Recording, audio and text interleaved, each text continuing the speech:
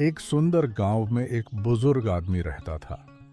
उसके पास एक कुत्ता और एक बिल्ली थी।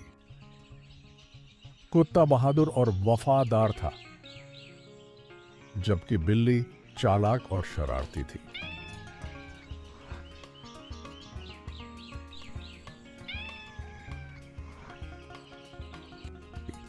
दोनों को एक साथ रहना पड़ता था, लेकिन जैसे ही खाने का समय आता, वे एक दूसरे के दुश्मन बन जाते।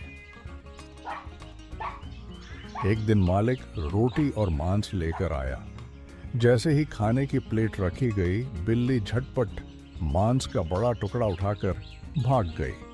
कुत्ता चौंक गया और जोर से भौंककर बोला, अरे यह मेरा हिस्सा था। बिल्ली मजे से मांस खाने लगी और कुत्ते को चिढ़ाने लगी। कुत्ते ने बदला लेने की सोची। अगले दिन जब मालिक दूध लेकर आया तो कुत्ते ने चालाकी की। जैसे ही बिल्ली दूध पीने के लिए आगे बढ़ी, कुत्ते ने कटोरे को धक्का दे दिया और सारा दूध जमीन पर गिर गया। बिल्ली गुस्से में बोली, यह तुमने क्या किया? कुत्ता हंसते हुए बोला, अब बराबर हो गया। तुमने मेरा खाना चुराया, मैंने तुम्हारा। यह सिलसिला चलता रहा। कभी बिल्ली कुत्ते की हड्डी छिपा देती तो कभी कुत्ता बिल्ली की सोने की जगह पर कब्जा कर लेता।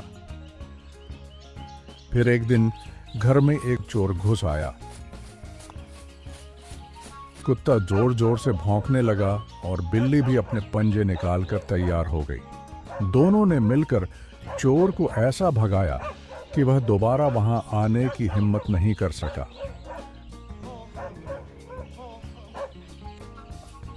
मालिक ने यह देखकर दोनों को गले लगाया और कहा, लड़ाई झगड़े अपनी जगह, मगर मुश्किल वक्त में तुम दोनों सबसे अच्छे साथी हो।